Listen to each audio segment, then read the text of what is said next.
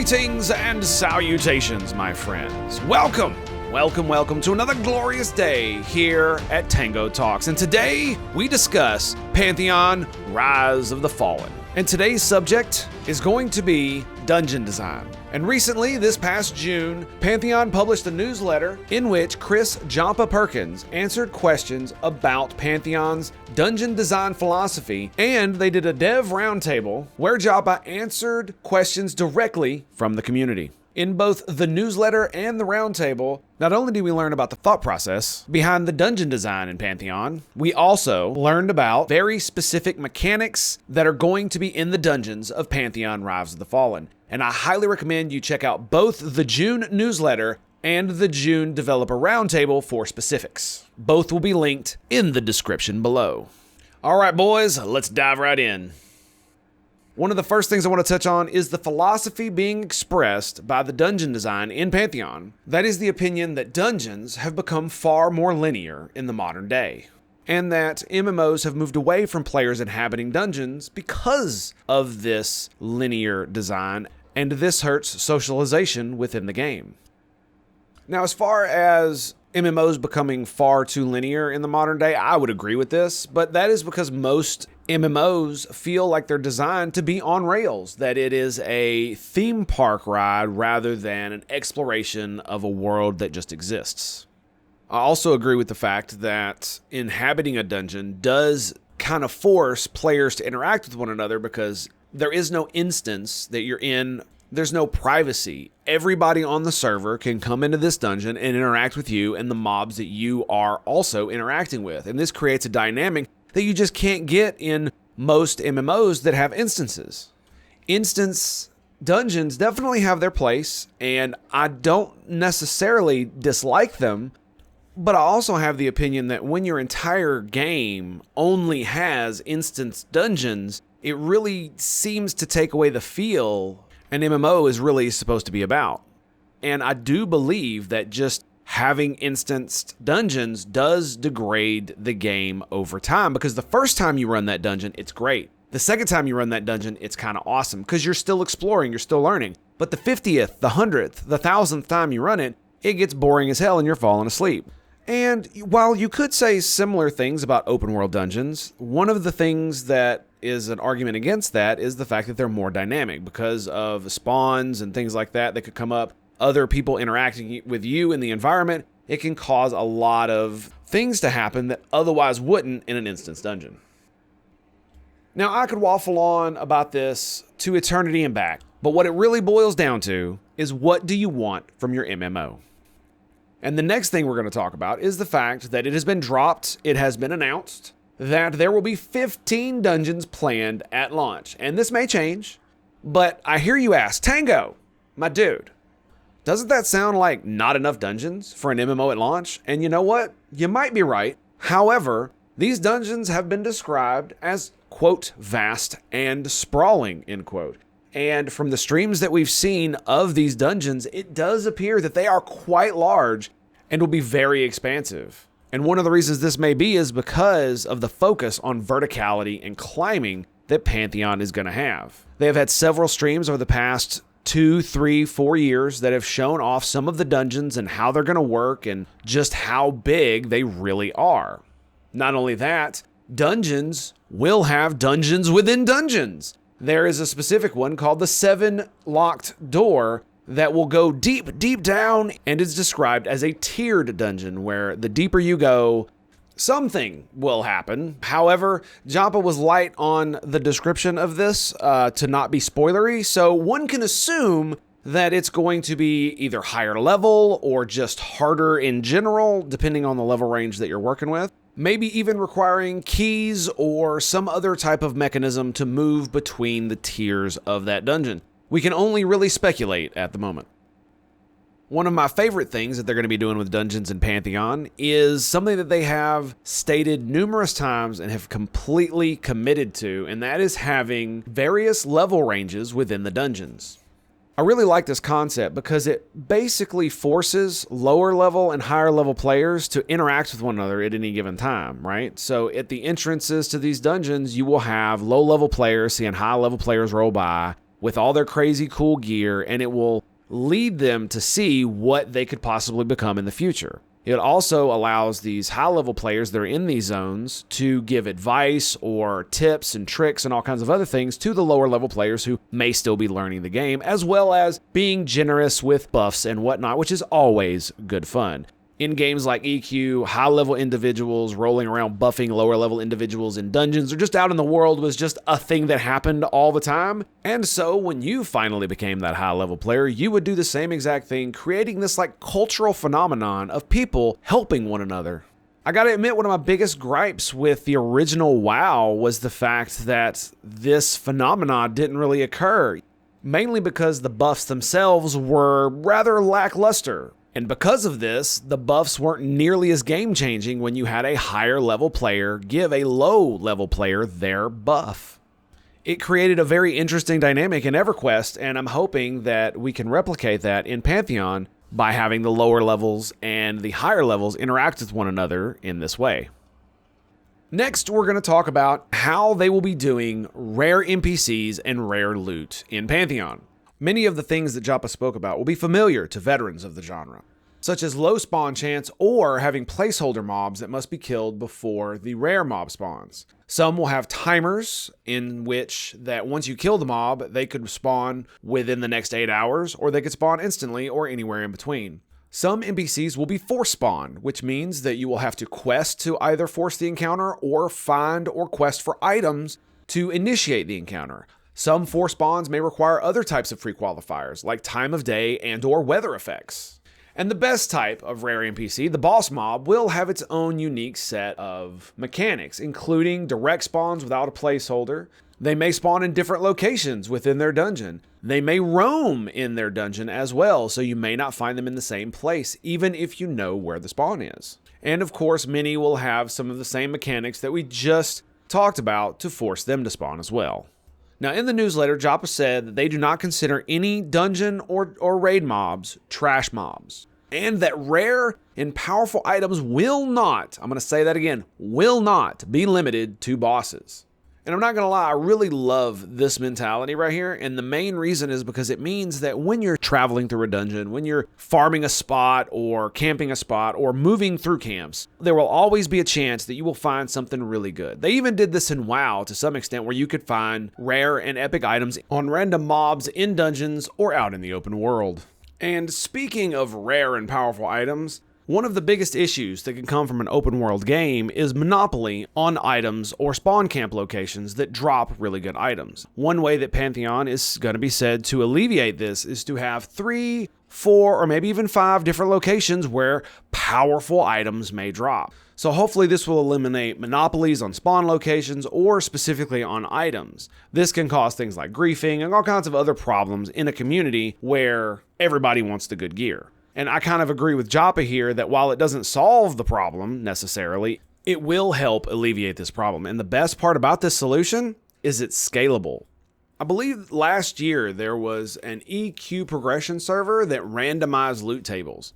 What that meant is that any mob of a certain level would drop loot from anywhere else in the world of another mob of that certain level, so long as they were of the same type. Like a boss mob would basically drop any gear that was dropped by any other boss mob anywhere in the world. And this made this progression server extremely fun. I played it myself, and it was quite hilarious to have all of these really good drops dropping in pretty much any dungeon you went to and you killed the boss mob. You had the random chance of getting items from a dungeon all the way on the other side of the planet that almost no one frequented anymore. And it was really awesome. And while I know that Pantheon is not going to have that type of loot system, what I do know is that expanding the loot tables from the original EQ to be much expanded meant that you didn't have to sit in Lower Gook and farm the frog so you could get the Dark Elf mask, that it could drop on at least 4 or 5 different other mobs all throughout the world, and someone didn't just have it camped 24/7.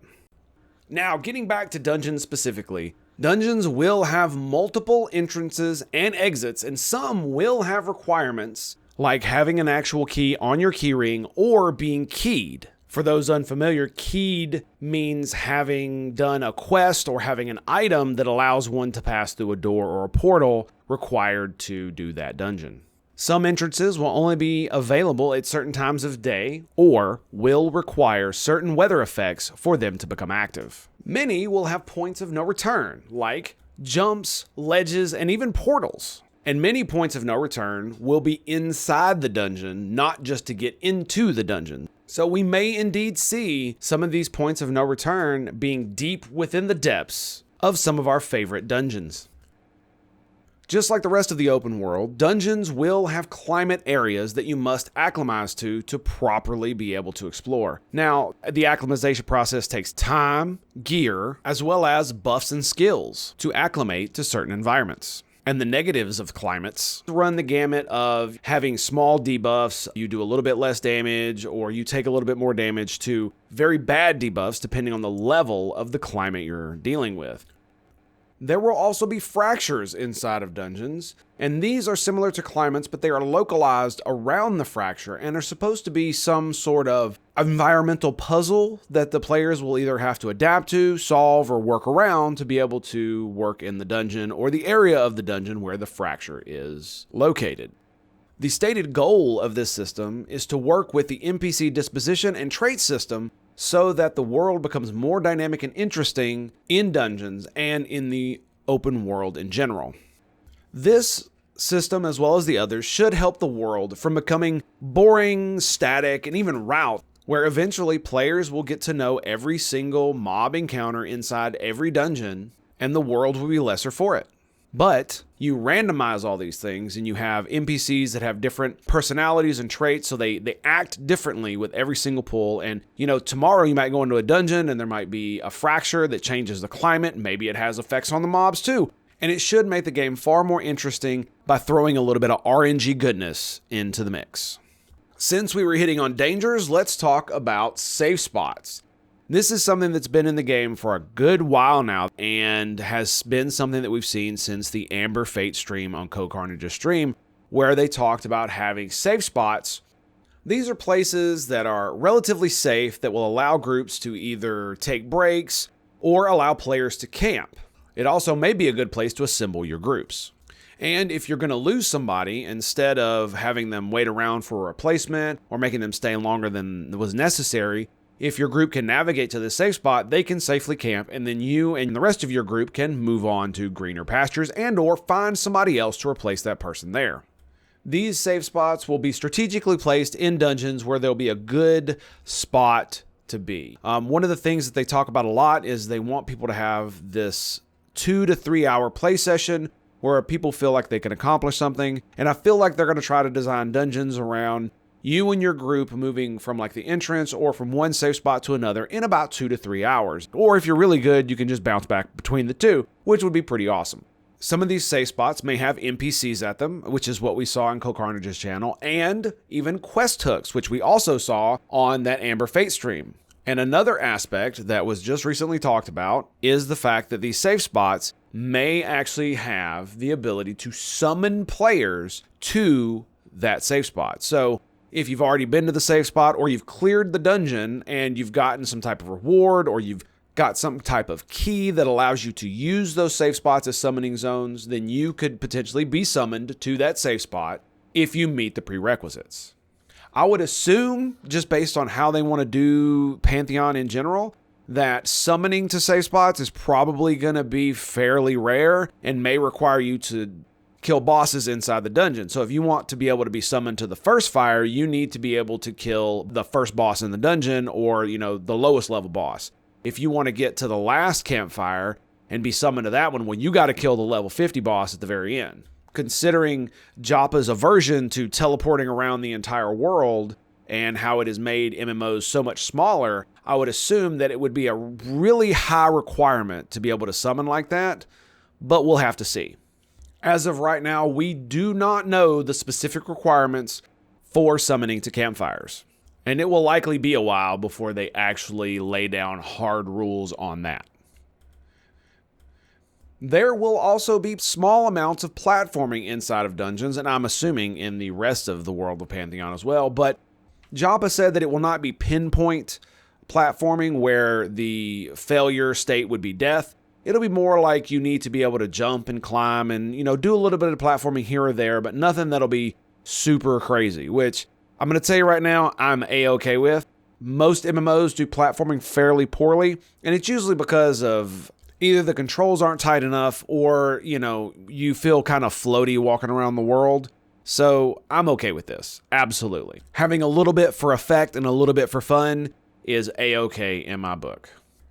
And the last big subject we're going to touch on are underwater dungeons. Now, this was a big section in the dev roundtable, and Joppa stressed just how much underwater designs are not going to be designed like dungeons that are on land. It was short on details and big on promises of innovation and differentiation. We're just really going to have to see on that one. And he did state that one of the reasons he can't talk about it overly much is because of spoilers and because they're still working on exactly how they're going to innovate. But the details that he did give are that he wants to have a world in which you feel like you're underwater, not just in a dungeon that's filled with water. Many of the dungeons will have pockets where there's air, obviously, and the ability to walk around, but you'll get this feeling that there is deepness and darkness out in there and that it is not safe. And I really hope they can pull it off. I really do. And I imagine that the climate system is going to have a field day down in the depths of many of these dungeons. And as someone who's probably going to play a Dark Mirror, I cannot wait to see what they do with underwater dungeons. Most MMOs do them fairly poorly. Some have tried to innovate and do all this kind of other things. Guild Wars 2 did a pretty good job on their underwater combat, but it still just kind of feels like it's overland combat. They just gave you a spear and changed up all of your abilities, and now you're floating around where you can move in the Z-axis, and that's about it. I don't really know how you make it that much different. Maybe you really can't. Maybe all you can do is make a simulacrum of what you might think it would be. But here's hoping, my dudes. So overall, the last couple of months have been very enlightening as far as how dungeon design is going to be, and at least we understand the thought process and the philosophy that Visionary Realms is going to have when they're building dungeons in Pantheon Rise of the Fallen. I will state that there's not much other than the word of Visionary Realms that this is the way the game is going to be. We have seen some gameplay on CohhCarnage's stream and other places where we've seen these dungeons portrayed, but we haven't seen the full extent of these dungeons, and we haven't seen as much as we need to see to make a real judgment about whether these things that Visionary Realms is telling us is accurate and or true or not. So you must remember to take everything that is heard and that is stated with the reality that we're in pre-alpha and that things could change for any number of reasons. And we have to keep that in mind and keep our expectations exactly there. We should not and we cannot lie to ourselves or overhype things, because that will only lead to the detriment of not only this game, but our experience with this game. Well, my friends, we have come to the end of our video today, and I want to thank you for being here at Tango Talks discussing one of my favorite upcoming games, Pantheon Rise of the Fallen. Once again, for the record, I am not at all associated with Pantheon Rise of the Fallen or Visionary Realms. I'm just a super ultra mega nerd who loves his MMOs and his enchanter classes, and am very excited about this game. So take everything I say with that grain of salt and that bias in mind. Don't forget that if you've enjoyed this video, please throw a like down below and even hit the subscribe button to show the algorithm gods just how much you enjoy Tango Talks. If you want to see me play games live, I do so every Monday, Wednesday, Friday, and Saturday on Twitch at twitch.tv/Tango Hotel. That's twitch.tv/Tango Hotel. And my dudes, it has been a pleasure and an honor to be with you here today, and I will see you guys next time. Peace out.